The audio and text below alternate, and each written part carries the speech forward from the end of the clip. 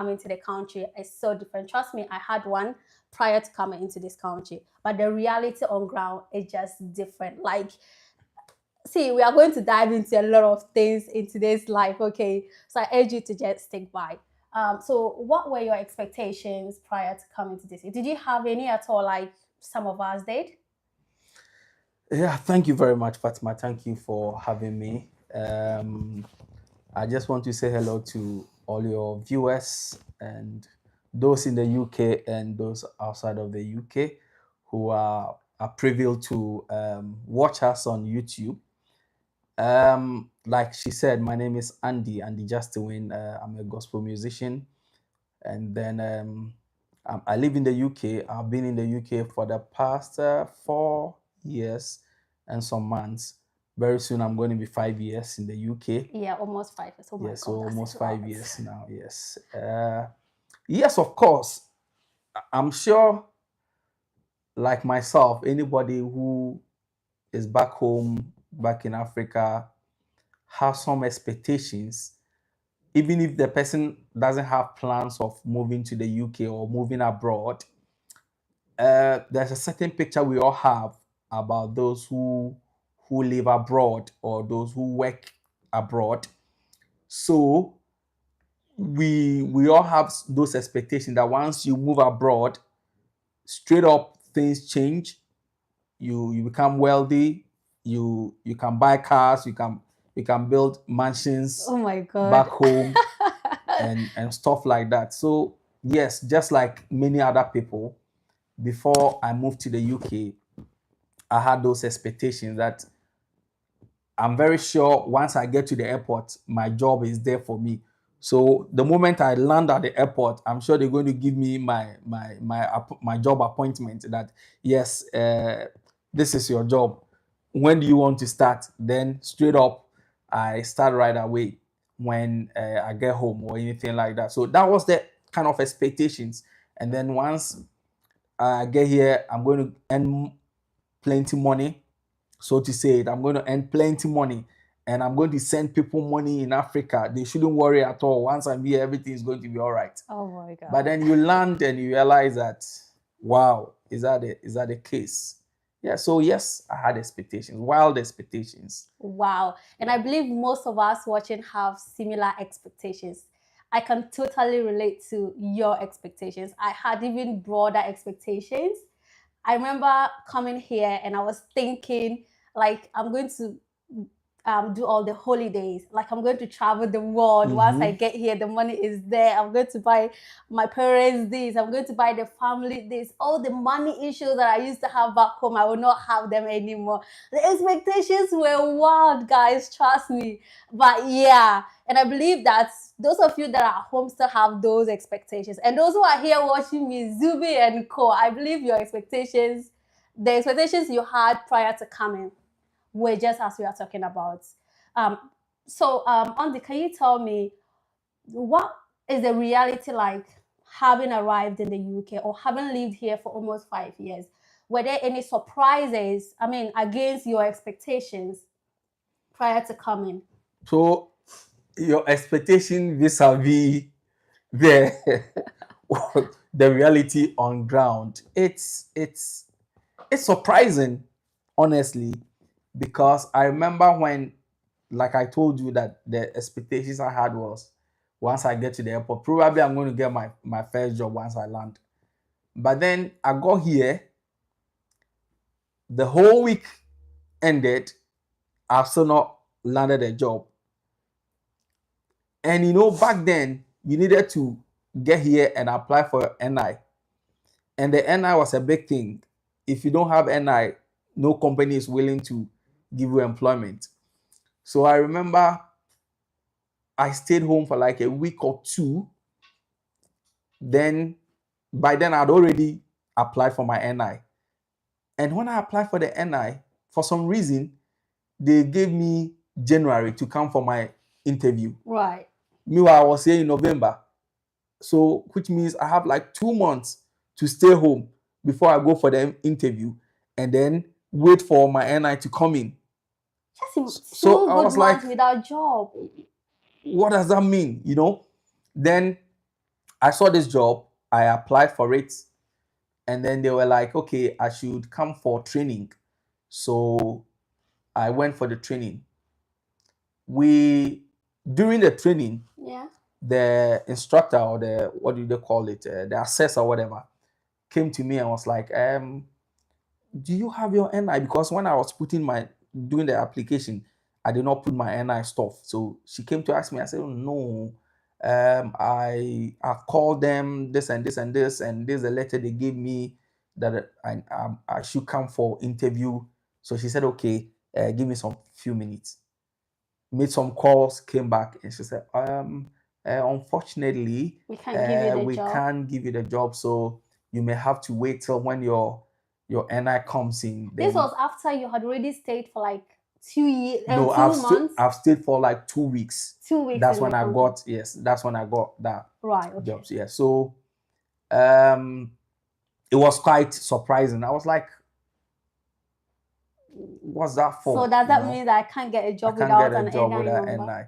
But then finally I got one who were not keen on the NI thing. So I think after 2 weeks, yes, I got a job who were not keen on the NI thing.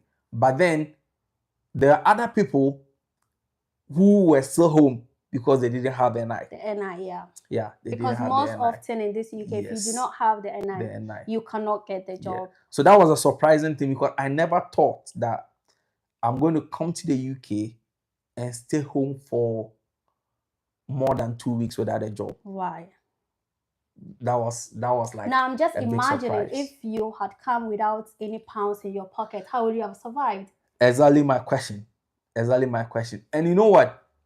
You know, my wife came in before me. Right. My wife came in like a month before, a month, 2 weeks or something before I came in. And she never had a job because of NI. Oh, I see. Yeah. So before I came in, she was already here and she didn't have a job Right. because she didn't have NI. Okay. So she was waiting for NI to come. So until her NI came, that was like 2 months' time.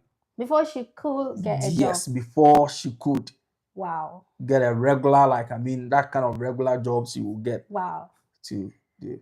Wow. Like I remember, I mean, those of you that have watched my video on which video was that? I think, was it the culture shocks? I remember when I first came into the UK as a student, we were hunting for jobs, you know, and we had to kind of like take trains to go to different cities to get the jobs. And I never understood why we had to do that. I was like, no, I should be able to get a job in my city. So I didn't understand why I mean, we had to take trains, travel to different places just to source for jobs, not Yeah. just any jobs at all, but warehouse jobs or these labor jobs and all Yeah. that. And I was like, what is going on? But you know, I just wanted to be on top of the game and I was still on. Like the shots I got, it was just grace. Yeah. Seriously.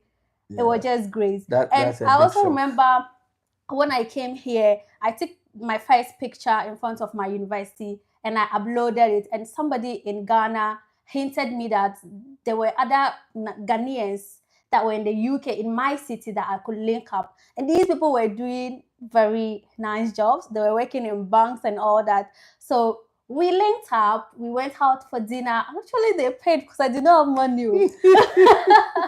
So they paid for the dinner and all that. So we go like talking. So I got to understand what they were doing. Actually, they got their jobs from Ghana. Like they got internship jobs from Ghana. So when they got here after their internship period, they were able to get their jobs and all that. Listening to them, I got motivated. I was inspired. And since then in my room, I've been applying to all these bank jobs, applying with my documents. I applied till I finished school. I never got any of the jobs. I was like, what is happening now?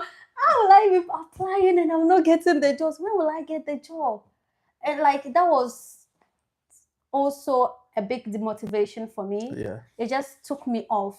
I was like, even with my documents and everything, I wouldn't be able to get this job. And to be honest, there was literally nothing they could do. And the process then, I felt it was just even too much. But that didn't even stop me. So yeah, the reality on ground is so different from like the jobs you feel like, oh, you are so qualified, the jobs you should be doing back home. If you come here, you're most likely not to even be able to get the jobs. They won't tell you you are not qualified, but you might not just be able to get the jobs actually. Okay, you might not just be able to get the jobs. Maybe they will not call you for interview. They may just say you are not like they will just give you a reason, and you begin to doubt your kind of like your skills, your Yeah, documentation, and your capabilities and stuff. Yeah. capabilities as to whether you are capable or not. Like the reality on ground, it just it's just something else. And we are going to look at, like I said from the beginning, it's not totally bad. Okay, there are other things that are so nice compared to back home. Okay, but we are going to look at some of the challenges, some of the typical challenges on ground that has to do with taxes, that has to do with bills. When you talk of bills, the heating. Okay, those of you that are not here, I mean, you cannot do without heating. We all have radiators in our rooms, and that comes as a bill. Like we pay for it. Electricity, water. I mean, license, whether TV license or a driver license. Do you know what? The TV in my room, I don't watch national channels because I cannot afford to watch ITV, BBC. Yeah, You they have say to pay every single month. everything. Yeah, yeah. My You have TV is to. only for Netflix, so I cannot be paying for Netflix and still be paying for. No, it's only for Netflix. So maybe when I go to work and then put TV on, then I'll be watching the TV at work. But in my room, my TV is only for Netflix. That's because I cannot even afford national to be paying TV licenses every month. And that is the surprising thing. Council tax is about, when I was looking for my room, the house council tax was about What band I was it? think ban. See, I don't even see. Band C. See, That's I don't even expensive a bit. understand that thing. I think the list was £180 every single month. Is that for beans collection or Yeah. like I So don't really understand. the council tax does a lot of, they are for a lot of purposes which are within the council, the local council. So like the bin collections, the sometimes you see cars sweeping the roads. I don't know if you've seen it before, but most of the time you For the see past those few cars months, I've not seen any of the because you're cars. always at work, so you wouldn't see. But they come around. They I don't really work that much. Okay. you're always at work, so you don't see. Yeah, but then they come around, they sweep around, and Okay. then you see when your area is weedy, they come around to weed. And But then that is not often for you to be paying no, 180 apart from something that, there pounds are every month. other council, local council stuff That like you need to pay I them. think they put some money into local social service as well, Okay. which go to those those like those with mental health challenges Oh, and I stuff see. like that. And there are a lot of things that the council Okay, tax right. does. There Yeah, must be a lot of things because yeah, I there are a lot honestly of don't understand stuff. council tax 100 something Yeah. pounds every single month. Yeah, so these are some of the bills that comes with you like living in the United Kingdom. Let's talk about some of these challenges. Let's talk about taxes. How does taxes affect your salary? And these bills as well. You have a family here, don't you? Yeah, I do. So how does tax itself affect your salary and how you live with your family in the Yeah, UK? taxes, it's a huge thing, honestly. Taxes are huge, very huge. Because at the end of the tax year, so in the UK, the tax year begins in April. Right. So it runs from April till March 31st. Then that year ends. So the beginning of April, you begin another tax year.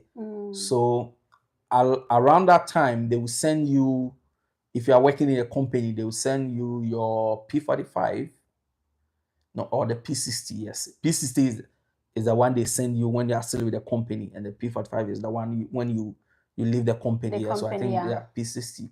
So the P60 will let you see the taxes you paid within the year. Yeah, so you will see the amount of money you received as income and the amount of money you paid out as taxes. Yeah.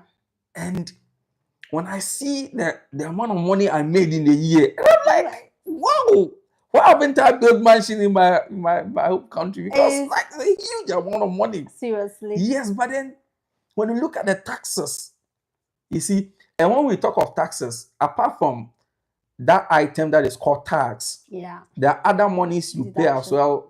We have NI, and then they will take pension. You see, so all those are a percentage of the money you earn. Yeah. Okay, and with the taxes, I think what they do is you have tax free when you earn from 0 to 12,500. Yeah, I think Yeah, 12,500 a pounds year. a Yeah. year. So if you earn that money in a year, you are not going to pay any tax. Yeah. So Now, that is about 1,200 and something a month. a month, yeah. Yeah. So once you pass that amount from over 12,500 to like, is it 50,000 or Yeah. 49,000 or 50,000 pounds, you are going to pay 20% Right. of whatever money you earn within that month as tax. Yeah. Yeah, you're going to pay like 20%. Then from the 50,000, you pay like 40% Right. of that money. And then once you hit the 125,000 a year, that one is way too much. So I think you pay like 50% or 60% of your money as tax. Yeah. So taxes are big, honestly. Taxes are big because it's. I remember one day my wife saw my Payslip. pay slip and she was like, "Hey, your tax is even more than my gross."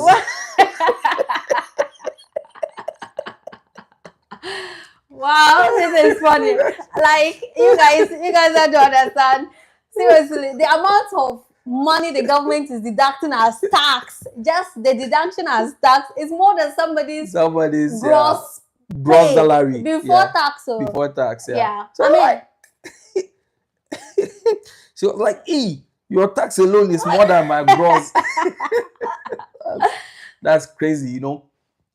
Yeah, so you if you want to make a certain kind of money, you feel like you want to do more shift or more hours to meet that amount. But then the more you are making, the more taxes are being taken because it's a percentage. yeah. So the higher you earn, the more you pay. The more you pay. Yes. I totally understand. Seriously, taxes is one major thing that affects our lives in the UK. So taxes is a very integral part of your dream as well, I personally say, in the UK.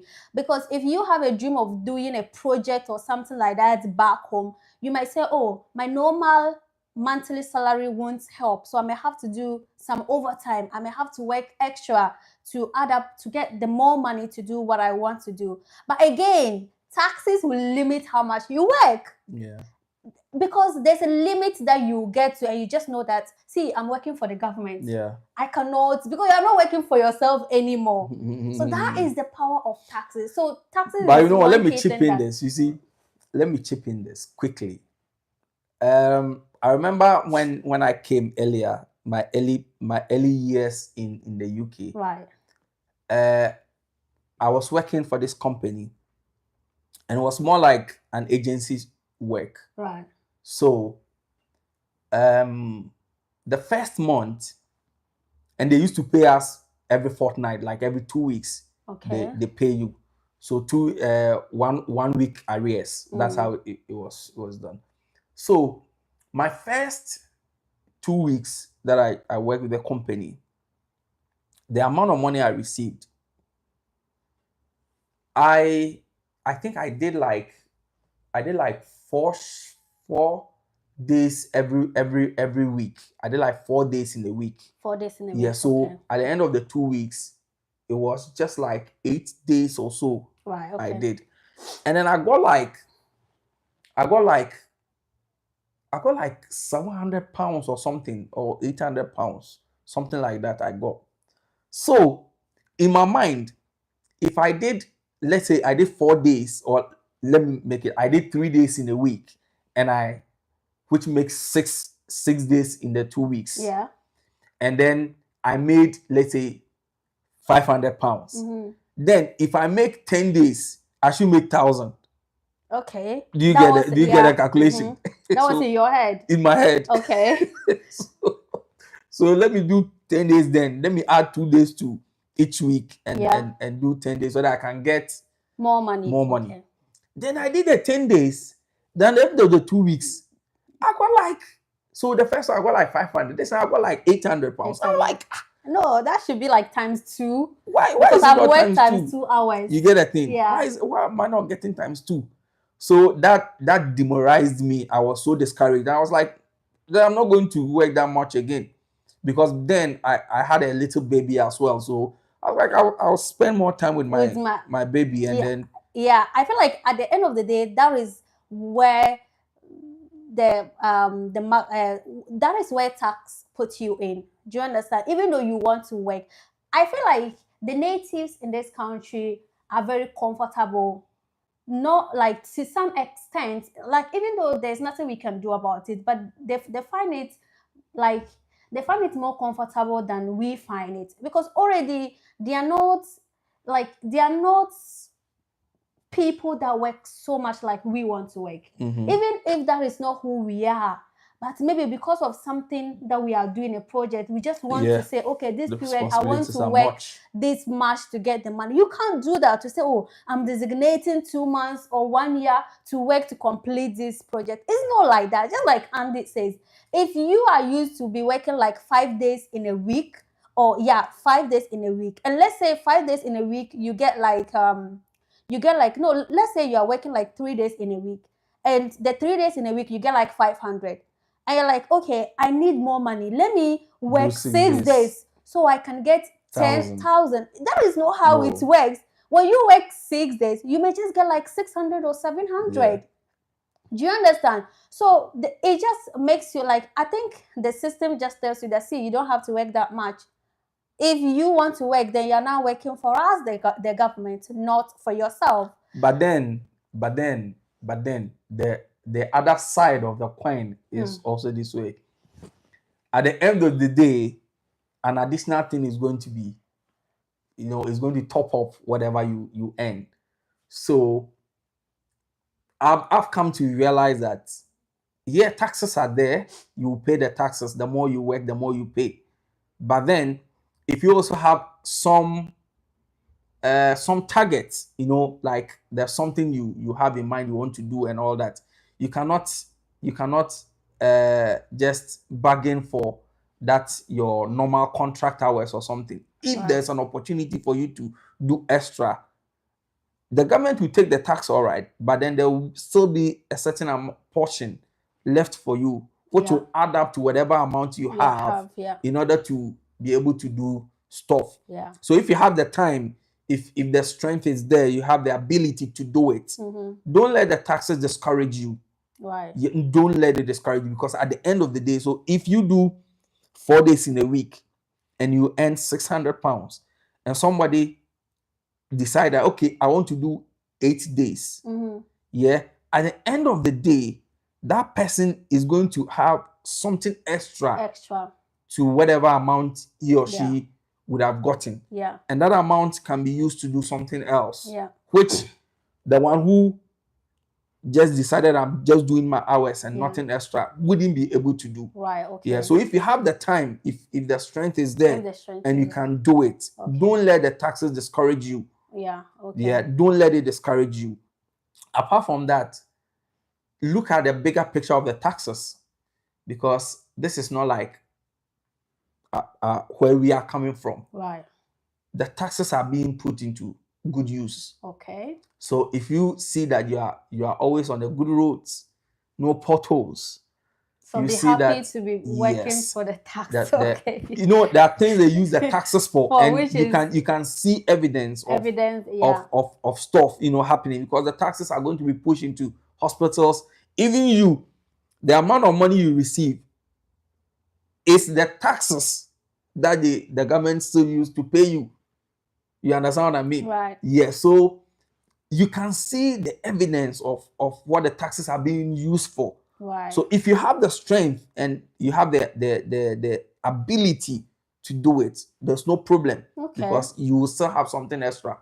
I think I think I've got something. something from what you just said. Actually, I just have a specific hours in a month. Once I calculate these hours, I'm done. Like I'm not doing any extra because so what Andy is saying, I'm seeing it to be like it's all about the mindset, isn't it? Yeah. It's all about the mindset. So don't just think about the fact that the amount of effort you are putting into work, you are not being paid to merit the effort you are putting into work. Think about it the other way round. Even though they take much of your money, they don't pay you exactly how much effort you put into that work, but they also use the money to do other like road, which is something that we hardly think about. I personally do not think about it that way. I only think about myself, seriously, because if I'm putting so much work into work, if I'm putting so much effort into work, I should be paid to merit my effort. Do you understand? But yeah, if you have the energy, just and you desperately need the money, don't let the taxes discourage you, as Andy said. Just go for it. Even though they are taking more tax, at the end of the day, you still have something to add up to your normal salary for doing overtime. Wow, that is interesting. A quick example, like sometimes, like where I work, some of the managers, they will still come and pick up shift on their maybe their leave or whatever. They pick up shift. Yeah. So one day I was talking to one of the managers, I'm like, why are you picking up shift? Like, yeah. And she was like, yeah, because she wants to go on a holiday. And she needs more and money. she needs more money. Why? You understand? So because she needs more money, she feels the only way to get her more money is to work in extra. Right. Okay. Yeah. So if she does something extra, like more hours than she normally does, she's going to get extra money. Yeah. To foot her bills for or sponsor her trip. So it's not actually too bad. It's not too bad, honestly. If you it's not. have the energy, if you have the go energy, in for it. no, there's no problem at all. So let me take my sake for example. If let's say if I want to earn like £2,000 in a month, exactly £2,000 in a month, definitely I have to work overtime. My normal hours in a week will not give me £2,000 in a month. I'm talking about my net salary. I won't get £2,000, so I need to work like overtime, like 25% of my normal hours extra to get that £2,000. And to even aim for £2,000, I should be getting a gross salary of about 2,600. So after deduction, so I've worked for 2,600, but at the end of the day, it's 2,000 that will get into my account. Do you understand? So sometimes that is how I work it. You just have a target. This is the amount of money I need to enter into my account. This is how much I need to get in total, 2,600 plus or so. And this is the amount of overtime I need to top up to my normal hours to get that particular. And I still feel like it's too much. Why should I work like 2,600 and I'm only getting what kind of taxes? Like Andy said, it's not just about the taxes that affect your pay slip. There are other deductions, compulsory pension, there's NI, national insurance, and all that. But yeah, let's look at the bill. Now we've spoken about all these deductions that affect your salary. Yeah, that is in terms of work. When the money comes into your account, there's still other things, the net. There's still other things that affect the net. Oh my God. And you need to know that. Now, Andy, you have family, okay? I want you to speak from your family perspective. And I will speak being single, like from a single individual perspective, so people will understand. Because I do know that a lot of people are aiming to come here with their families. Okay, or others are here with their families. That will better give a great insight to them. Okay, so how does the bills, in fact, start by telling me what types of bills that you incur. Yeah, so thank you again for the question. So with the bills, so this now, we're not talking about taxes, we're not talking about NI, we're not talking about compulsory pension. This is when all this stuff had been deducted from your gross salary, and then your employer had paid the money into your own bank account. So when you get that money in your bank account, the alert comes in. Now, you are living in a house because you need to stay somewhere to get that peace of mind and comfort for you to go to work and go and make the money. and that house you are living in belongs to somebody, so you need to pay for the rent. So you're going to pay rent, you're going to use electricity, you're going to use gas, because normally the houses in this country is either all electricity or partial electricity, partial gas. Now there are aspects. There are certain things that can use gas, like your radiator for the heating, and then your cooker, like that thing you use to cook. Yeah. Some houses, they are all electricity, so all those things are powered by electricity. Some houses, then your radiators and then your cookers are powered by gas. So like my house, I have gas and electricity. So the electricity just for my lighting, and then those other stuff, and then the other part like the heating, the boiler stuff, is also powered by the gas. So we call it energy bills because they'll put the two together. Energy bills. So you have energy bills to pay, which call electricity and gas. You have water bills to pay because of course you bath and all stuff. So you have water bills to pay. And then you also have council tax, very, very major thing, like we were talking about earlier. Very major thing. And the council tax, depending on where you live, they have different bands. So they have band A, we have band B. Band A is the least, I think monthly band A, you should be paying around like a little over £100. And then we have band B, you should be paying around 145, £150. We have band C, around like 180, 190. Band D, you'll be hitting the £200. I think they have band E as well.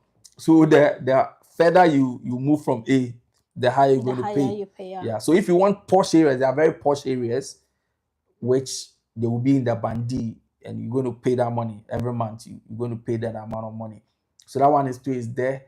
Then if you have a car, you will pay insurance, very compulsory. You're going to pay,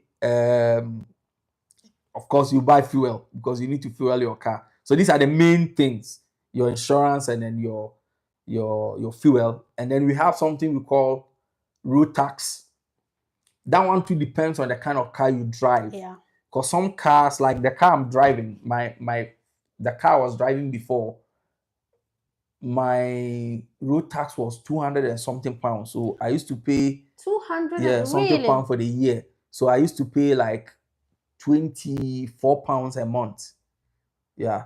I used to pay like £24 then a I'm month. really lucky because my road tax is zero. It's been zero since. Yes.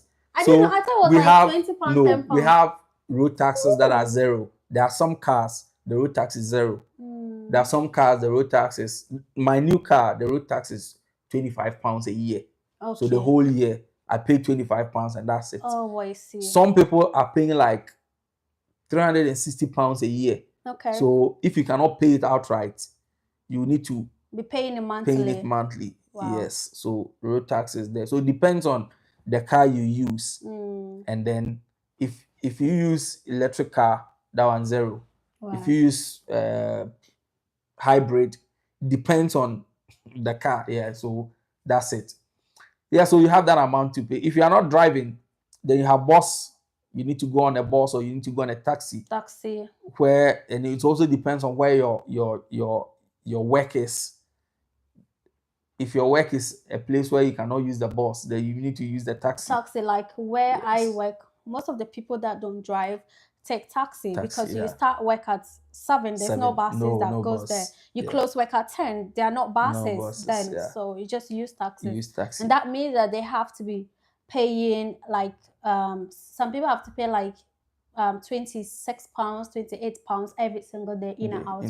Yeah. So depends on So these are and then if you have TV, of course, TV license is compulsory. So you may have to pay TV license as well. Okay. Yeah.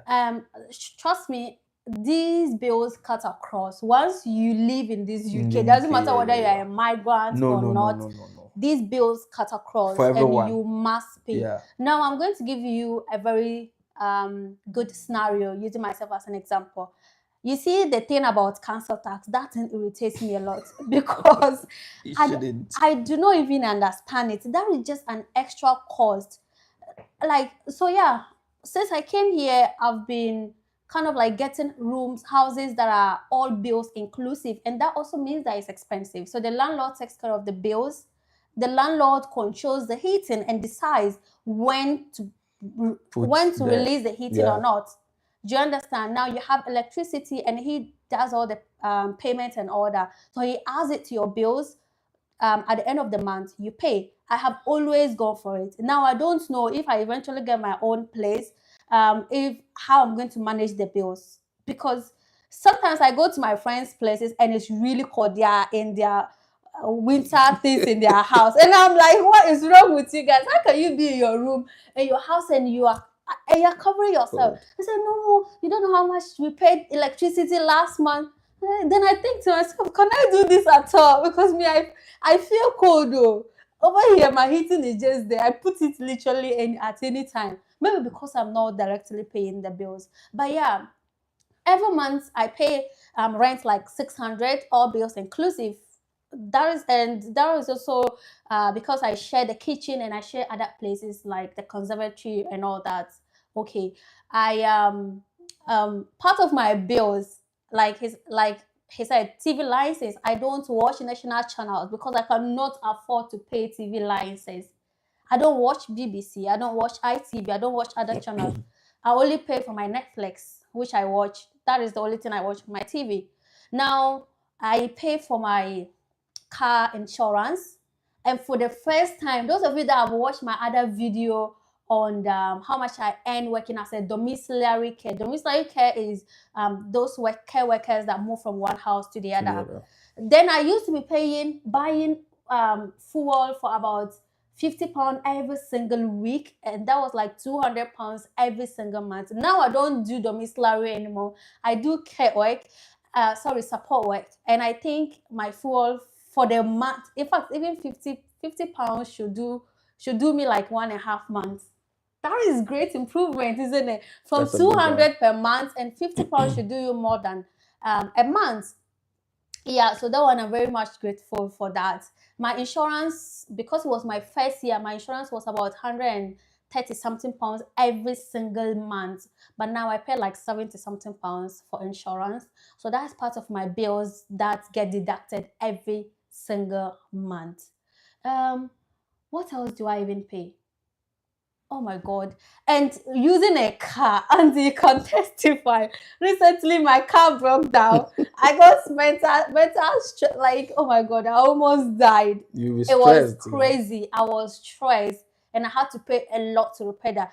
Like, unplanned funds. It really pained me, and I regretted for using a car. But when I got it solved, I was happy. And I also pay for bills like my phone bill. This particular phone I'm using, I've been paying for it for more than 2 years now. But Internet, and yeah, like internet, Wi-Fi. If you have Wi-Fi in the yeah. house, yeah, you need to pay. And I still have like 1 more year to pay for this phone. But if you look at it, the screen is cracked, the camera is cracked, and I'm not done paying for it. I pay for internet, I pay for direct minutes to call home, which is like £17 every month. So in all, my internet comes in like almost £80 plus the phone bills and all that. So yeah, and I'm not even talking about grocery and all that. So there are a lot of bills that affect your salary. At the end of the day, if maybe you are on a debt and you are deferring some debt, just like I'm paying for the contract. Some people have other things that they are kind of like taken care of, and they have to be paying every single month. If you have families back home, that you need to sort them out and all that. It all comes from this money and other emergency stuff. Maybe you need to travel. See, the other thing that is also frustrating in this country is travel. It's so expensive to travel from one city to the other. My brother lives in London, and it's damn expensive. If I want to travel to London, I should London. by train. Train fare, I should be looking at almost £100 In and out. in and out. Yeah, Almost so £100. I I feel think like those that even go for holidays, I it's even think cheaper. that I think that in this country, they expect you to do things. Oh, hi Cash. You are at a disadvantage if you want to do things ad hoc. Yeah. But if you plan, you are always, advantage. Because if I want to go to London, Yeah. Yeah. it should not be ad hoc. It should be something I planned that I want to go to London. So if I want to go to London next month, I need to book my tickets now. And I can get in and out London for like maybe £30 or less than £30. No way. On the train. That is how I book my tickets. I can't even afford to book a ticket today or like today to travel to and London. Then another thing you need to do is that you need to be looking. Do you use? I have training something. I have like two apps or three apps, and then you need to be looking. So when you see, like when I was traveling, I went to Albania recently. Okay, yeah. And I used Ryanair. Now when I booked my hotel. So and I wanted to book my flight ticket, yeah? Yeah. Now when I was booking my flight ticket and then I checked, it was 200 and something pounds just for me in and out. Yeah. And I needed to book for my wife as well because we were going together. Yeah. So I was like, wow, this thing, I may have to go and cancel the hotel. So I just took time. And then I kept searching. And one dawn I was at work, so then I checked. It was around like 1 a.m. thereabout. Yeah. When I checked, the thing had reduced something over 200 pounds for me alone. Had reduced to 200 pounds for me and my wife. Okay. Do you know that a friend of mine got his ticket in and out for 45 pounds?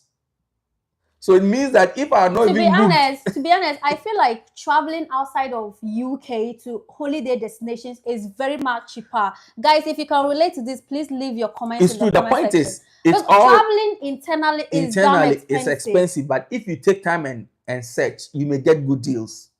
Because sometimes the price keep dropping. It's like a fluctuating thing. Even on the train app. On the train, yeah, it fluctuates. So it keeps moving up and it keeps coming down.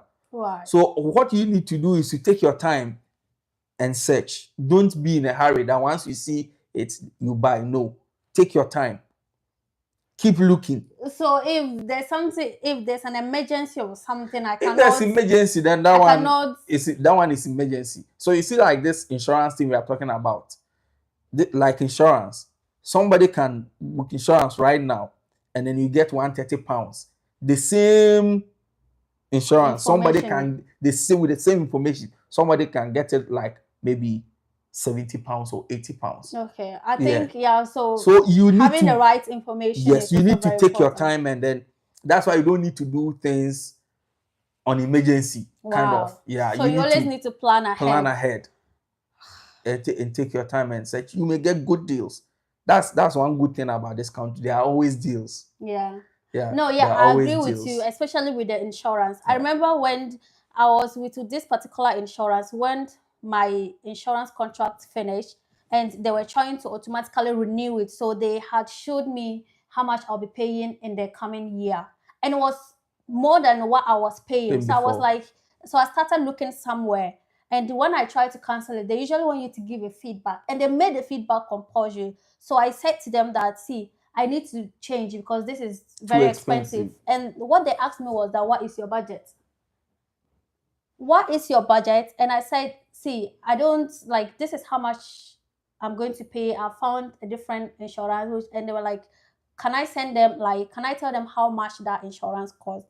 And when I showed them, they actually said, okay, we can reduce it even further more. I was like, these people are criminals. Yeah, it's true, yeah. Hey, let me see. Cash is saying that I agree with Andy. Everything in UK requires planning. Dealing with emergencies doesn't help at all. At all. Yeah, right. I totally agree. And there are certain information that you have to also. Information is key. Just information is key. Yeah. I also have a rail card. I have the 36 to 30 red card. And mind you, red card is only for those that are 30 and below. When you have red card and you are buying tickets, it's less. Like it's less. Yeah, they give Somebody, some I know discount. someone Yeah. who was coming here and the person had to pay like £100 in and out ticket, but with the red card, you can, with enough planning, you can get it like £60 thereabout. So yeah, information is key. Thank you so much for the contribution, Kashmana. Bills in the UK is just, it's crazy. It is. Seriously, it's crazy. It And is. and just like in every aspect, trust me, like I did one video and I was like, somebody actually made a statement to me and the person was like, see, your success in the UK depends on who you rest your trust in or who you source support from. Just keep learning, just like Andy says, especially when it comes to the tax, when we're talking about the tax. I didn't know that. Sometimes it's also the mindset. So in every difficult situation in the UK, there's a way. But if you don't have the right people by your side, you always feel like you are in a cave. You always feel like they are taking advantage of you. You always feel like you cannot express yourself. And with that mindset, it's stressing you, mental stress. Yeah. Not really because of the work, but because of how you think. So please, let's have the right people by ourselves, isn't it? Yeah. So now on let's look at savings. Okay, now we're talking about taxes and other deductions that affect our salaries. When we get a salary, the net salary in our account, there's so many bills that comes into it.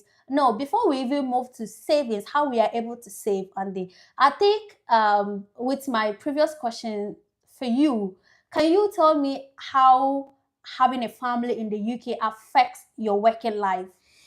Are you able to work as you want? Like, or are there restrictions talking about childcare and how you got to manage your life with other people? Because trust me, previously I felt like if you have a family, just like we have spoken, in every situation there's pros and there's cons. Yeah. Do you understand? But I had always thought like if you have a family, you can make it even more easier in the UK. But I think that is the case if you don't have kids yet, where both of you can work independently and accumulate your funds. But when you have kids, you just can't work that much. Well, this is from a single individual, so I'll leave it for Andy to elaborate on it. Yeah. You said it. You really put a hammer on the head of the nail directly. It's quite challenging. It's quite challenging if you have children.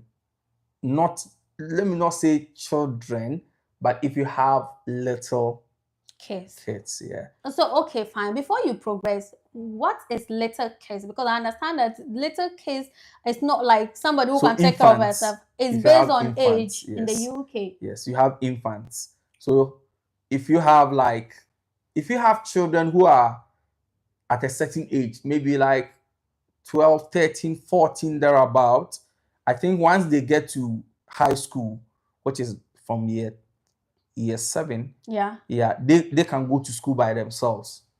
Yeah, they can go to school by themselves. But then if they are lower, somebody needs to accompany them to school. Somebody needs to go and bring them from school. Yeah. So if you have kids like maybe 2 years, 3 years, 4 years, you need to take them to school. You need to literally go to school and bring them. Even 10 years, you need to take them even to school. 10 years, you need to take them to school and bring them. But once they get to high school, then they can go to school by themselves. Yeah. So I also understand that in this UK, unless your child is 40 years, you can't leave the child alone at home. Yes, you can't leave them alone. The child is still considered as a child, yeah. At the age of 13 years. Yes. Okay. So that limits how much you can work. Yeah. So if you are here with your wife, or if a husband and a wife are here, one will have to make your working pattern in such a way that at every point in time somebody will be at home, or somebody ready to get the child. Somebody ready to go get a child. Okay. So if your children are in school going age, okay, they are all in school, then it means that once you take them to school in the morning, you can work within that time, and then once it's time to pick them up, somebody will go and pick them up and bring them back home. But then if your children are not school going age yet, then at every point in time, somebody should be at home. Yeah, with them. Because like me, I have a 2-year-old. Yeah. So my 2-year-old, myself and my wife cannot go to work at the same time. Yeah. Because one needs to be at home to take care of the 2-year-old. Right. And here it's not like, because back home you may have family you go and drop your kids with, Yeah. and then both of you can go. But here It's not like that. It is depending on your situation. Okay. You see, that is where we sometimes get it wrong. Mm-hmm. If you are the first generation, like you came here alone, you marry, and then it will be you and your husband. Yeah. So you are the first generation. By the time your children grow, and then you are grandparents, yeah, they have somebody they can drop their kids with, and go because to grandma and grandpa are here. Right. Okay. You get it? So it's just because we don't have families, people here, right? People we can drop with. So it becomes challenging. Right. That's why I never said it's a problem. Yeah, okay, it's challenging. It's just challenging. It's not a problem. It depends on your situation. It depends on your situation. So it's challenging because one have to be at home at every point in time. Right. So that alone will limit how much you can work, even though you are capable. You are capable. You can do more and get more money, put in your side in your pocket, and then save some, send some back home, do some project and other things. It will limit how much you can work, and it will limit how much money you're going to have, and then will limit how much money and investment or whatever you can do because of children. Because of children. Yes. I think at some point people tend to bring their families here just to help them work as they can. Yeah, for 6 months. For 6 months. Yeah. Wow. Yeah. That was interesting. So you said that you have a 2-year. That simply means that one person has to be at home. At home, so every point. Every point in time. So even if you have like 10-year, 13-year, and let's say it's a holiday it's a holiday period, even though they look like they can take care of themselves, but one person still have to be at home. Because according to UK laws, years. Until they are 14 years. According to UK laws, you cannot leave them. No. That is amazing. Then I feel like you cannot be a single mom in this UK, can't you? So it's just not possible. You see this question. One day a lady, please, can you drop your comments? One day a lady came to me below, especially she had issue with the husband. Right. And she was considering divorce. And I told her, sister, you cannot divorce in this country when you have 3 children. You cannot divorce in this country when you have 3 children. Especially if you're a migrant that you are not eligible for benefits. Right. And especially when the situation is not like assault, like maybe the person is abusing you physically or something like that. But then when you feel like, oh, he doesn't even say I'm beautiful, and those things, you feel like those mental stress you think you are going through is just a tip of an iceberg if you divorce. Because the children are not going to follow the man. They may follow you, the lady. Yeah. And it's going to be very difficult managing 3 children who are not of the age where, they can be left alone. It's going to be very, very, very challenging. And you realize that whatever challenges you were going through before that made you got that divorce, it will be like a triple of that in that situation. Yeah. Because you need to take the children to school, and then you can only work within that time and go and pick them. Once they come back home, you cannot go to work. You get it? No, I totally understand. Single parenting is very, very, very, very. When I see people who are single mothers, very what? Difficult. Very, very, very challenging. No, very, very I feel like it's impossible. Like it is possible, impossible. But it's difficult. Not possible. It's impossible. There are single mothers here, honestly. There are single mothers. No, there are single it depends on their circumstances, just like you said. It's impossible. I say it's impossible. What do you think, guys? Single parenting, especially, it's possible if your child is like about 14 years and can go to school themselves. You can leave them at home and everything. But if that child is still between 1 to 13 years, it's impossible. It's just impossible, very, seriously. very impossible. And honestly. I do understand you, in as much as it doesn't sound nice to say you cannot divorce in this country, but that is the reality. Yes, it is. No matter what it is, because the frustration you are going through with your husband, if you divorce, trust me, it's going to be worse of it. Because see, you need to pay bills, so you need to pay bills. You cannot work. You cannot leave your child, because if you don't go to work, these people will take their contract from you.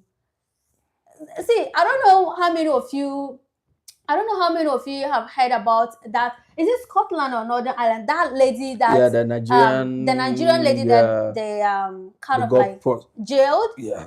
Because she's I don't know if she's a single parent, but obviously from her story, she's a single parent, and she left the child because she's desperate to get money. She left the child and went for 6 or 8 hours shift. And when she got back, the child wasn't well. Of course, I think 10 months child, is it 10 weeks child, 10 weeks child, and the child eventually died, and she was jailed. Like, some people are saying that they don't entirely blame the what's the name? The woman. The woman. Because see, maybe it was just bills frustrations and all that. And the woman obviously, and their caretakers, where will you even get the money to pay their caretakers to take care of you? To take care of the kids? Because the caretaker, one thing you should also understand is that the caretaker is just like what you are working. Because here in this country, we have minimum wage. Nobody can be paid lower than the minimum wage. So you collect minimum wage and come and give you collect minimum wage.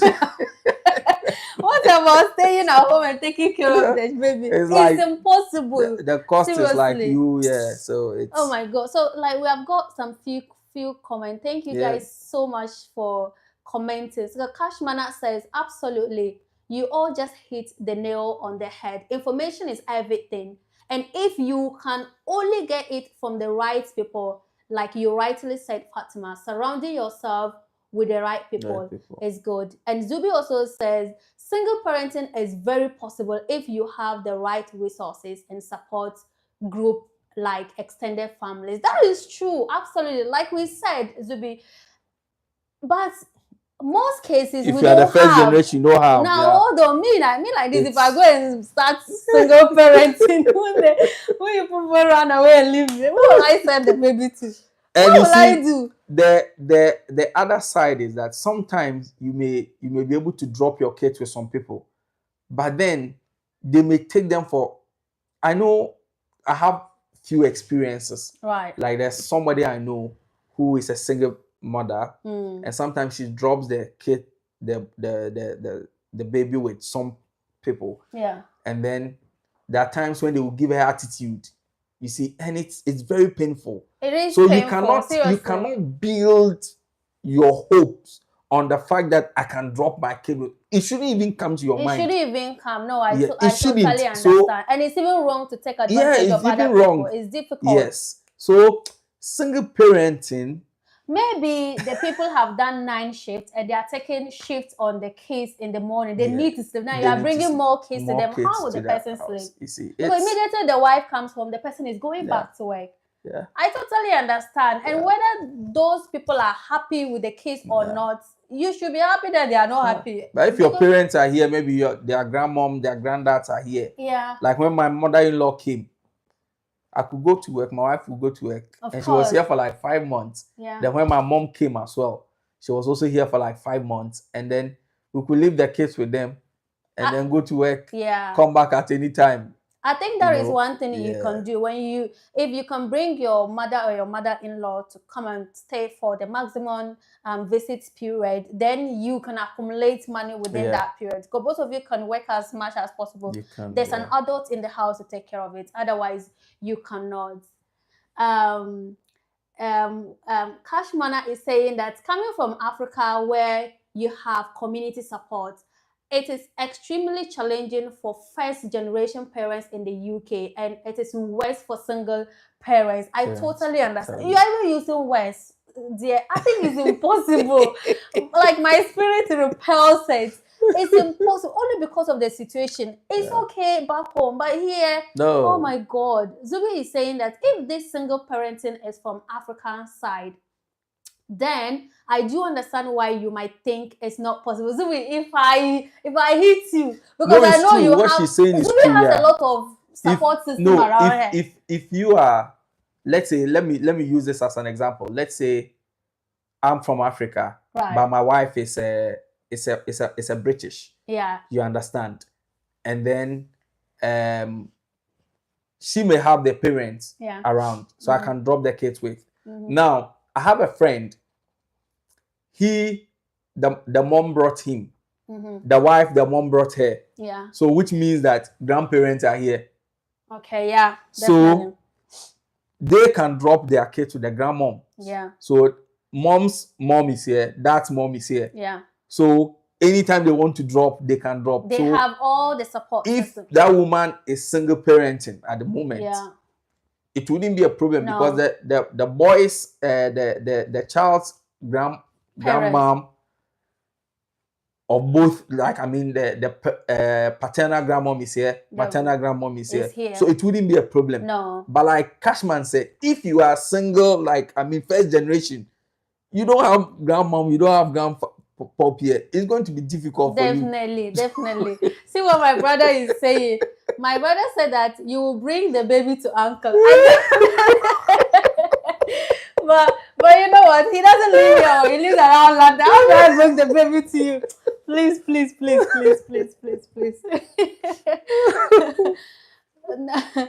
Now, Kashmana is saying that parenting here stretches your physical, mental, and emotional health to its limits. Yeah, I can feel that. Sometimes you think you are doing great, but at what cost? It is hard, but we hope it will be worth it in the end. Amen. Yeah. I mean, I guess Andy can understand. Some of us, I'm not a parent, but like, I mean, hoping to be a parent soon, I just can imagine how it feels, to be honest. Yeah, thank you guys so much for contributing and for kind of like commenting. I think we need to come back again and talk about childcare generally for potential parents and also for those who are parenting who wants to come and in. not sure, and those who want to come in. Yeah, definitely. So we'll just move to our next topic, which is about savings. Okay, like we are going in stages, linking each point to the other. So let's talk about savings, how I am able to save as a single person, and how Andy and the family are also coping with savings.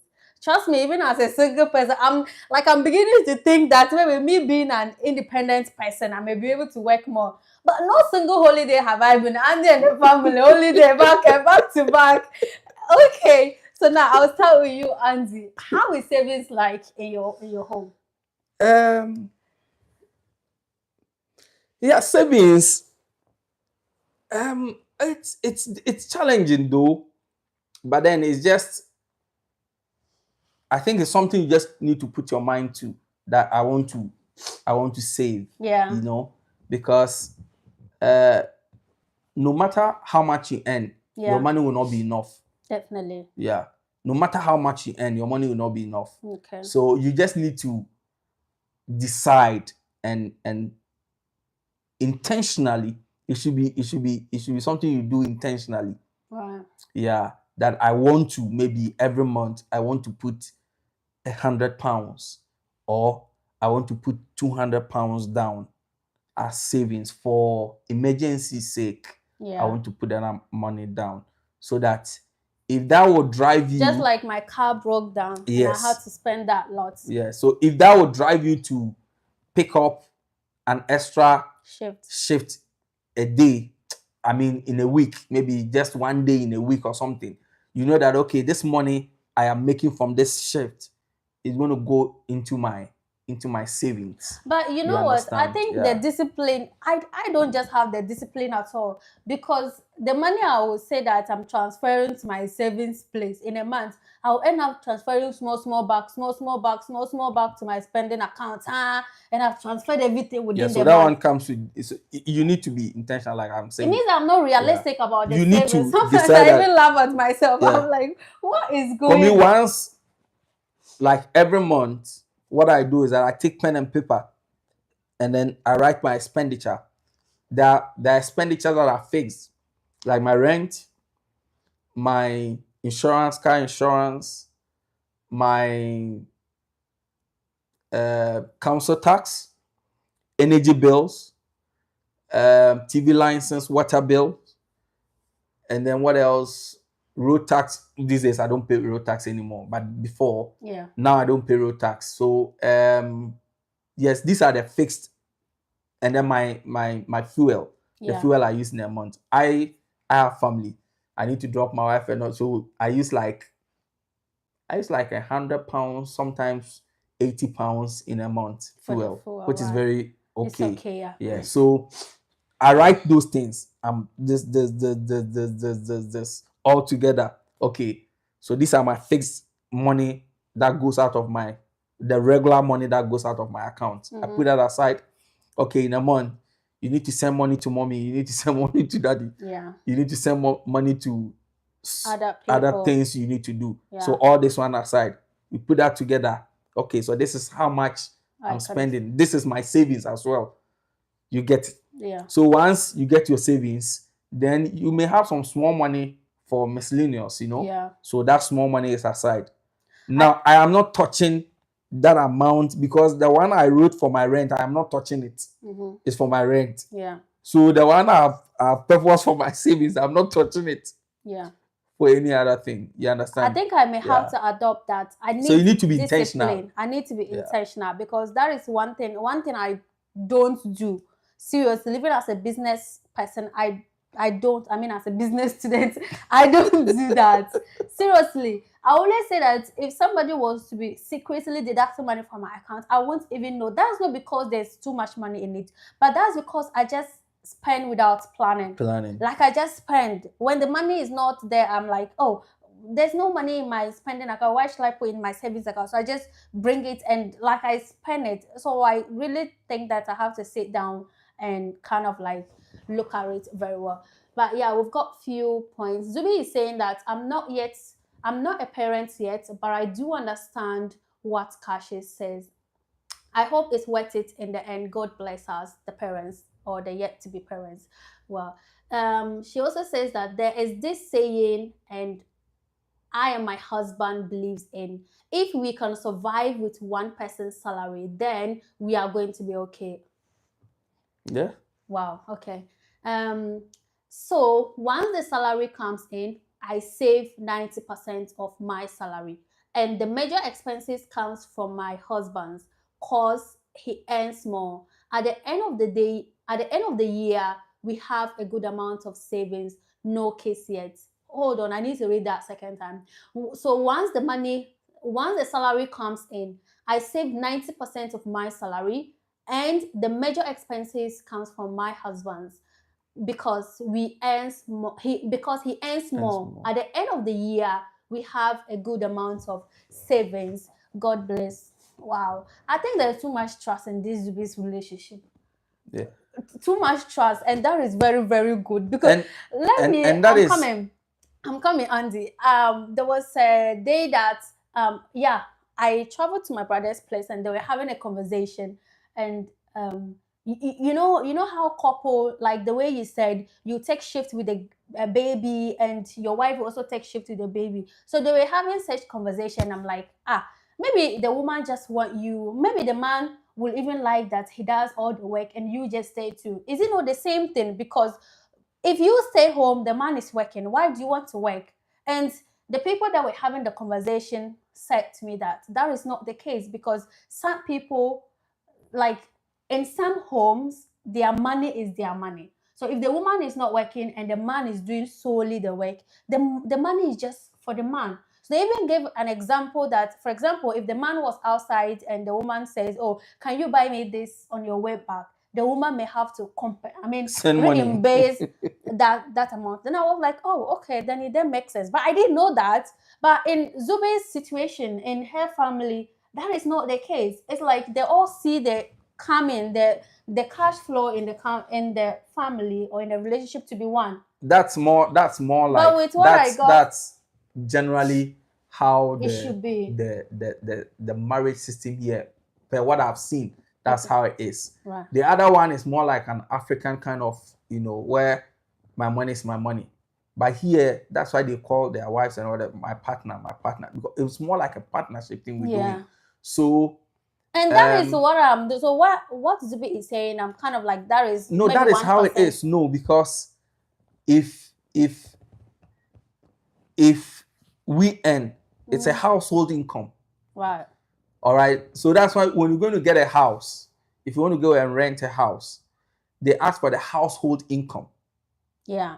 You understand? They don't just ask for your income, but the household income. Yeah. Once the household income can afford it, you are giving. Yeah. So if the husband earns a certain amount and she earns a certain amount, it's just like we saying that, okay, let's contribute 50%, 50%, or 60%, 40%. Yeah. We will still put money together. So the two of us coming together and saying that, okay, let me use my money and let's save your money. It's the same thing. Right. You understand? So that once that there's that understanding, it makes it easier. Okay, keep your money. Since I earn more and my money can pay for everything that we need. Yeah. Let me use my money, pay for everything that we need. Then your savings becomes our savings. Well, I really wish that this is the mindset for many relationships, trust me. But with what they were saying, they seem to have experiences in what they were saying. And it wasn't just one person that was agreeing to that. But when they said that, actually it made sense in my head, but it was shocking, to be honest. But yeah, that makes sense. And I wish that that's how it should be. That's why here in this country, like when you go to Africa or Ghana, where we came from, taking care of the children, like household chores is not a man thing, innit? Yeah. It's not a man thing. But here, it's all of you. It's our responsibility. Okay. It's not your no, it's our responsibility. Right. So if my wife is not home, I should be able to cook. Yeah. I should be able to prepare something. Yeah. Probably because my wife is a woman, she will be able to do more of it. Those cookings and stuff than I will do. The traditional But then it is not her responsibility where you feel like, so why didn't you cook? Those things. Okay. It's no. But then if she's not in a position to cook and I am in a position to cook, why not? So typically, this is how family should be. With what I was told, now I've taken it off my head. With what I was told, that is not how it should be. If you cannot leave that Africa behind, that particular Africa behind, please drop it and then don't even advise me again because I don't want anybody to confuse my head. Seriously, let's read Cashmane's comments and then we move to the next. Let me go Nigeria. Let me go Nigeria. May God not let us see problem. Sometimes we cultivate great savings culture, but problems like health issues takes it all. But it also tells you it is good to save for rainy days. Wow, that is very deep. That is very deep, and that is true. And that is true. That is absolutely true. So now let's look at, I know that even, our initial discussion about taxes and everything, previously I thought like these are just topics that are really unfavorable to us. But listening to Andy, now come to realize that in every situation, there's advantage sides. So they are not entirely negative, isn't it? They are not entirely unfavorable ones if you join us from the beginning. So we are now going to look at what are some of the benefits, regardless of all these unfavorable stuff. There are still some things that we enjoy being here. I don't know. Yeah. So can we like just walk through those ones quickly, talking about the coordinated transport, talking about the fact that you can easily use Google Map without it sending you across somebody's route. Talking about NHS, even though NHS is not free, but the way they plan it, it's like the hurdle is when you're coming to the country, paying for the NHS. But when you are sick, that's not the time that you are now running to get money from somebody to go to hospital. They tell you that get the money before you come. So I think in a way it's a very good plan, and is one of, and the laws as well. There are laws that protect us. So can you throw more light to it? There are so many benefits. So being in the UK, so many. one good thing I'll say is that you pay for your electricity and you have the electricity. Where I'm coming from, you pay for your electricity. You don't have it. And you don't even have the electricity. I say, I'm sure Cashmana will understand what I'm seriously. saying. Yeah, you pay for it, but you not have it to use. But here you are paying for water, you are paying for electricity, you are paying anything you are paying for. They are really available to use. Yeah. So like this NHS thing you said, we pay for it when we came here, and then all my children, we gave them birth to them here. So the first one, when I took my wife to the hospital, can you imagine that she spent, and we didn't have to pay any money. I was like, hey, I thought that they kept her in the ward. Yeah. Because they said they wanted to show her, since it's her first, they wanted to show her how to bathe the baby and all that. So even though everything was all right, they kept us there for like 3 days, and we didn't have to pay anything. The second one, we had a bit of issue with him, and we spent 1 month in the hospital. And you know the amazing thing? My wife was in the ward. The boy was in the ICU or something. Yeah. Yeah, intensive whatever unit. And she spent like 3 days in the ward or 4 days. And then they said that she cannot be in the ward. So they took us to more like a hostel or a hotel where you have your own room, very big room. And the room it's one bed, but they have other beds you can bring out of the one big bed. Right. Other beds you can bring out. And you can stay there with your husband and your children. If you have other children, you need to bring them. Wow. And every day they were supplying us food. So you just need to tell them what you want. Rice, raw thing. They'll bring it to you. Then you cook it yourself. So you have like a locker. Oh, wait, here in our Here you were referred to Wirral. Okay. Arrow Park in the Wirral. So that we were there for 2 weeks. And we didn't pay anything. We didn't have to pay for the place. You understand? And then they transferred us to Liverpool Children's Hospital. And then when we went there as well, we were there for 2 weeks again. And they sent us to that same hostel. Yeah. Called McDonald's something. We were there for another 2 weeks. Our whole room for us. Wow. They like holiday. It's like more like a holiday. Wow. You understand? And you didn't have to pay for anything. Yeah. But I can understand if that happened in my own place, in my own home, the kind of money people will be extorting from us. I know. Right. Queenie just saying that it is true, my dear. That is Ghana for us. Yeah. Queenie is from Ghana and she can relate. We did not pay anything. So when you go there, they say people at the end of their stay, they spoil stuff in the room. So when you go, you pay £30. You put £30 down. As like security deposit. Okay. So once because some people will not even drop the key. Wow. So once you are dropping the key, they give you your money back. They give you the money. Wow. Do you know we gave the money back to them? At Arrow Park, we did not collect the money. We said, just put it in your charity. Wow. And then Liverpool as well, we just give the money. That they just give it to your charity because I was so surprised. Yeah. But these are the good things. After that, they are very angry. You'll be angry that things did not even go well. How will you even? Apart from that, I've been in this country for this number of years. Yeah. I've never asked for somebody to help me get a job.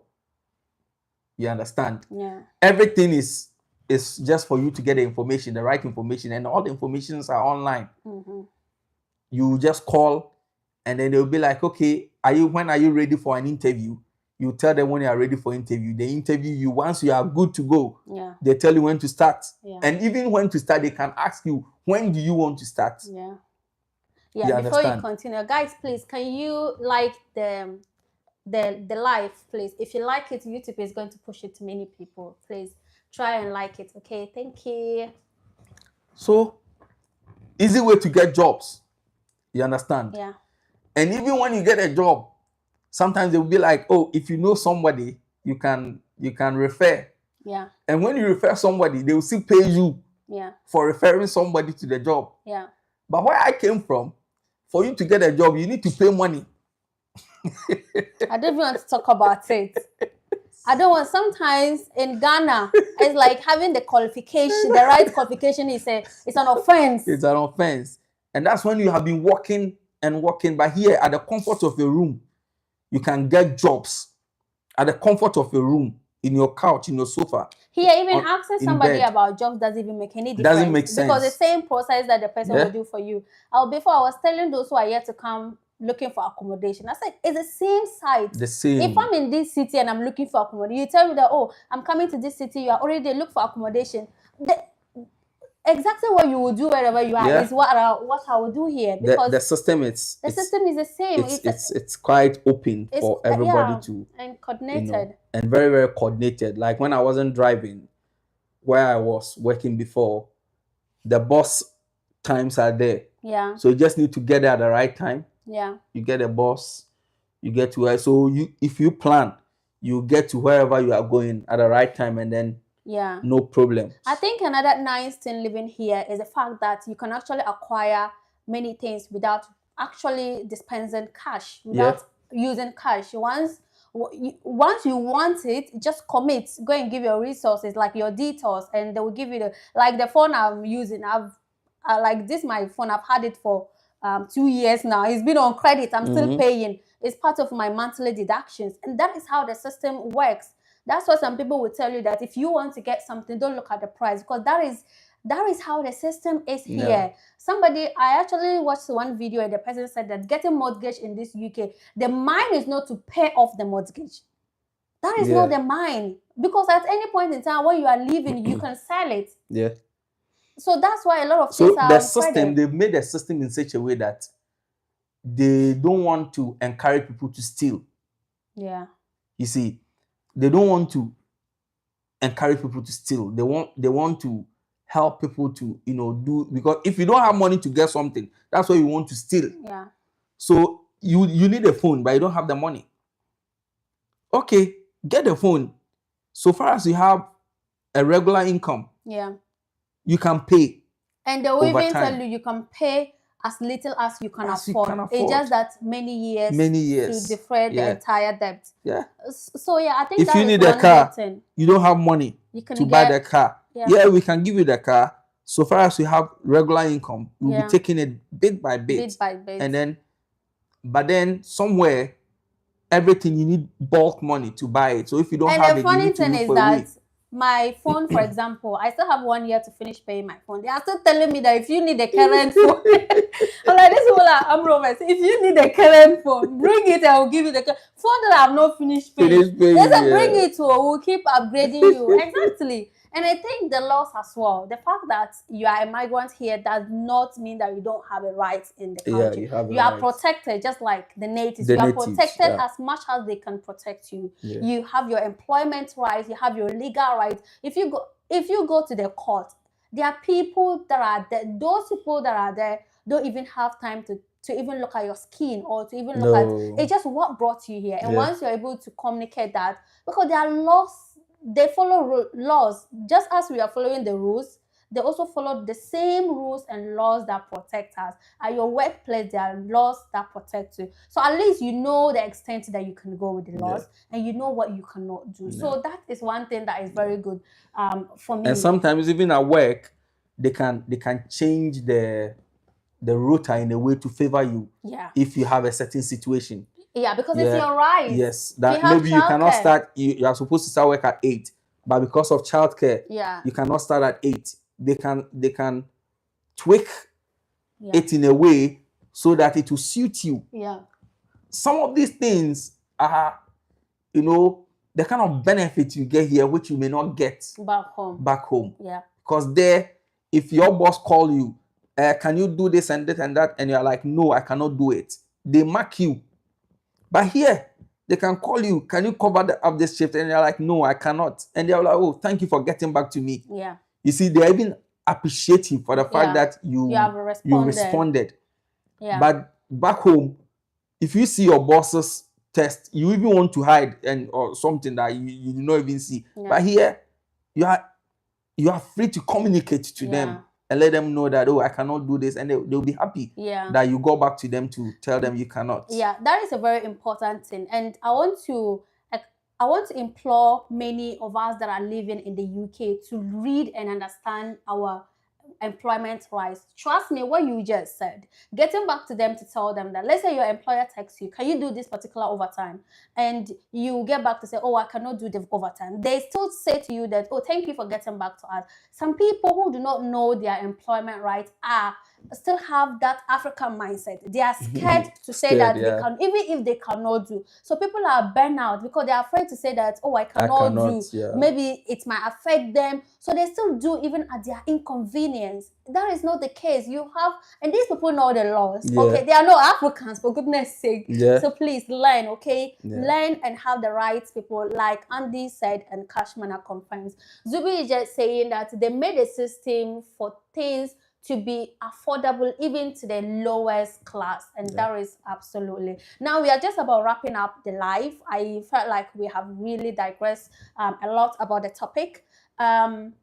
Now, Andy, I just want to ask you, what do you think? Is the UK overrated? I mean, considering all that we have spoken about, is it overrated? What do you say? It's overrated in terms of beauty. In terms of beauty? Oh my God, hold on. I hope my brother is watching. My sister said that. My sister posted this thing some time ago. Was like, why is it that people in UK don't post pictures from their houses? They only post when they are on the road. I said to God, and it's true. We cannot do that. We cannot post in our rooms. My room is very tiny like very this. How tiny, am I going to post? It's like the first day I go here, I was like, so this UK is that the UK? Place is dirty and stuff like and that. And hang out to keep people. Oh God. Yeah, but then in other sense, it's not overrated at all. Like I in think what that, sense? Because many of us that come here, we come here because of jobs per se, and it's not overrated because there are jobs, and when you need a job, you get a job. You understand what I mean? When you need a job, you get a job. Even if you don't get the job you are looking for, you get something that will keep you in the system. Yeah. Yes. And whatever job you do, you are paid. Yeah. You know, back home, if somebody works at let me give you this example. One day when my mom came, we were walking around and then we got to this school. So I told my mom that, you see all these cars, a lot of cars on the car park. I said, you see all these cars? Some of the cars are for teachers. Some of the cars are for cleaners. Yeah. You understand? Yeah. But then, back home, how many schools will you go and you see plenty cars? And those cars belong to teachers. Yeah. You understand? It may be maybe the headmaster or some few people that may have cars, but then it's not like that here. Even the cleaners have cars. So every kind of job you do, there's an amount of money you cannot be paid lower than. Yeah. You see, so it makes you have a certain, okay life. Okay, that's the thing. Okay, you cannot have anything more than okay. More than okay. You can have an okay life. Yeah. Which, if we were doing that same thing back there, you wouldn't have even been able to afford what you eat in the morning. Yeah. You still have to go and beg for people to give you some. So it's not overrated in that sense, because whatever you are planning to do with time, you'll be able to achieve it, because you have job, you have stuff to do, and with time you'll be able to achieve whatever you want to achieve. So it's not overrated. Well, honestly, I think it's overrated in terms of comfort. Like in terms of comfort, it is overrated. And I also feel like it just makes it difficult. Even if you come here and you are not comfortable, it's making it difficult for you to go back. Like comfort, as in what? Comfort in terms of being able to afford an average, like more than average life, more than okay life. Okay. Do you understand? If I was okay back home and I'm coming to UK, I expect to be a little bit more than okay. But that's not the case. That is never the okay. That is never the case. We are just okay like how you are okay back home. That is just the honest truth, because the expectations on you back home compared to the expectations on us back home is the same thing. If you are back home and you are earning how much and they're expecting you to give, let's say, £100 working from home, and they are expecting me to give £500 because I'm in the UK, that is an equivalent, because you are back home. And if I can give that at the end of the day, I don't have any savings and you don't have any savings being at home. It's the same lifestyle we all live. So I feel like in terms of comfort, it is really overrated. And the worst thing is that most people back home don't even understand. They don't even comprehend the situation over here. But where it is not overrated is you cannot stay unemployed. Like you said, it's gonna be a choice. Let's say I say, oh, I'd want to work in a bank, and because I'm not getting work in a bank, then I don't want job. That is my problem. I'm not getting a bank job, but I can still get a job that pays me exactly how much I would have been paid in a bank. So You know why I want to just disagree with you just a little bit. okay. The reason is, you see, many of the jobs some of us do is what makes us okay. And that's also because of the kind of situation we came in with. You understand? Now, if we did not come here with that situation, perhaps we may be getting certain jobs that will not make us live okay life. But when you say situation, for example, Yes. if we come to You this come to the country UK with as a visa student. issues, No, you came here as a student. student. You are entitled for 20-hour shift. Right. No bank or no big organization is going to employ you as more maybe they are financial analysts and for you to do 20 hours. Yeah. You understand? So you may not get that job. And after school? But after school, the other thing is you are looking for visa. And some of those jobs cannot give you visa. But they will give you the money, but you cannot get a visa. And that simply means that you So cannot that get the simply money. means that you cannot get the money. So you need to look for another job that will give you the visa. And those jobs may not give you that money that you need. You will need. So for example, you are doing care at the moment, support at the moment, not because you want to do support, but because that is the thing, or that is the job that can keep you here. So if you came in here as somebody's wife, and the person is maybe a British citizen, or the person had indefinite leave to remain, or the person is the one on the sponsorship visa, and you are the dependent, I'm not sure you want to do support. You would have done something that will put you higher than what you are earning now, and that will make you comfortable, or that will make you above the okay you are talking about. So it's a situation that keep some people at okay level. But at some point in time, if you don't relent, if you don't relax and feel like, oh, I'm okay here, and you want to push forward, after that 5 years, when you have gone through your visa stuff and you have gotten your indefinite, I'm not sure you want to still get. You can get. You will not go for minimum wage jobs. You want to go for jobs that will give you like maybe 20 pounds per hour, 30 pounds per hour, 50. So when you are coming in here, and you definitely will need a visa, you shouldn't expect anything over okay. Yes. For that point, for that period. Okay. Yeah, but then if you come here, because there are some, you see, when we were talking about some people you met who came here from school, blah blah blah. Some of those people, they are financial analysts. Some of them are business analysts. Some of them are IT specialists, and those people, they go to the universities, bring them, they come and do internship. They go back and they bring them here.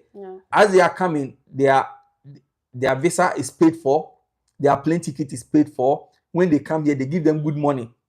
So some of them, their basic, they are starting entry level money they give them. It's like maybe 30,000 a year annual. Some of them 40,000. You understand? Meanwhile, you came here as a student, and then after that you need to stay. So you got care, and they are giving you 22,000. You understand? 20,000 or 20,000.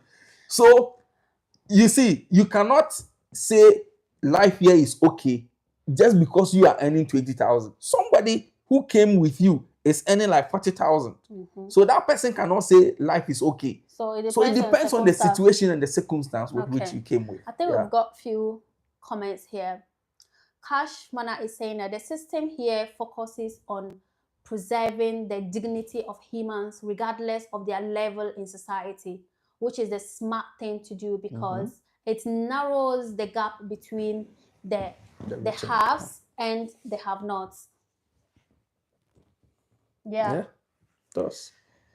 And it goes on to say, in terms of being overrated, depends on the level you were back home. Some people came here from nothing, so they not agree. So I do not agree. So it really depends on your level of comfort and stability back home. Really? Yeah, because some people back home. No, people were actually. I know some people that were actually really comfortable back Yeah, home. so that's what Cash is saying. That's what Cash is saying. That it depends on what you were back home. So what if you were to be comfortable, when you were very comfortable back home, and then you come here and you are doing care and you are earning 20,000, that's when you may feel not it's okay. feel that it's okay. You may feel that it's overrated. But if you were there and you were earning a month, you're earning like 500 Ghana cedis a month, and you come here and you're earning 2,000 pounds. Yeah, that's comfort for you. Yeah, you understand. Yeah. Queen is saying that what I also understand is that they make everyone to be equal. There's no rich and there's no poor person. That's the thing. I know our African mindset is that if I'm working hard, I want to be rich. If I'm working to be rich, I want to be rich. Nobody should take my money and give to a poor person.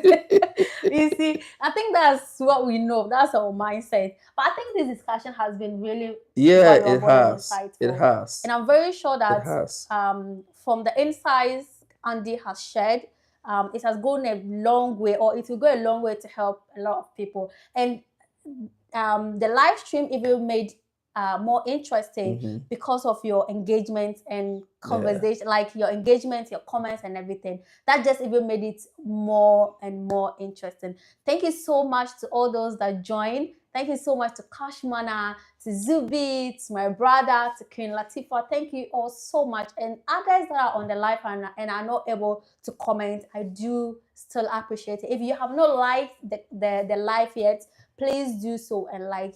And as you have engaged in this live, I want to believe that it was really insightful and you don't want to hesitate from sharing the live to somebody who might benefit from it. Will you? Right. Once again, my name is Fatimataali. If you joined this live for the first time or you're meeting me for the first time, please do not forget to subscribe to my channel. Make sure you watch all my videos. They are very interesting ones. And leave your thoughts in the comment section, okay? I'm here today with Andy. Andy, once again, is a gospel musician. If you look at the title, you will see that I've tagged Andy. Do well to check Andy's page and stream his music, give it a like, support him, and give him a follow. Okay, I'm sure I'll get Andy back on this channel. You can see that he's really insightful. You don't want to miss out from subscribing to his channel, okay? And you're going to see more and more of Andy and other people on this channel. Thank you so much for joining us, and I'm going to see you again in our next live or in my next video. Thank you. Do you have any last words to say? The last thing I would say is that let's be community minded, because I've seen that when I came here, I've seen that these white people, they may not even have much, but then they are willing to share. Yeah, that's why wherever you go, you see charity shops. People want to support. They don't just do it our African way, but like they really do. So when it comes to the community, they are ready to give their little, even if they don't have, they want the little they have, they want to give it. Yeah. So if we Africans, if we can have that mentality that once the thing will benefit the larger masses, I mean the community, we will do it. Yeah.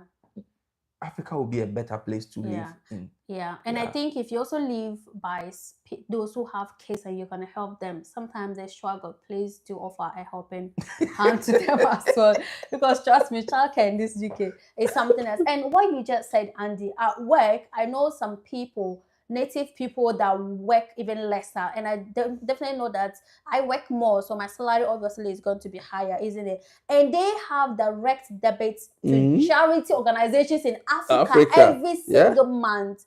And like one day I was even listening to them, I was like, oh, are you contributing to any charity? Do you have any monthly donations? And the way they were talking about it, oh, something I should be doing, my own people, I'm not doing. So yeah, Andy said be community minded. Okay, help your neighbor, help the community. So yeah, that's it from us today. Bye. Oh. It's my first time, seriously. Let me see how I'm going to get this live from. How is that? It's not this one. The times. No, this. No, I think it's here. Yeah. Bye bye. Oh God. How do I get this live from? Is it that one? Okay. Are you sure that you want to stop the live? Yes. And so end. Oh. End. Bye. Malik, hey, you are now commenting.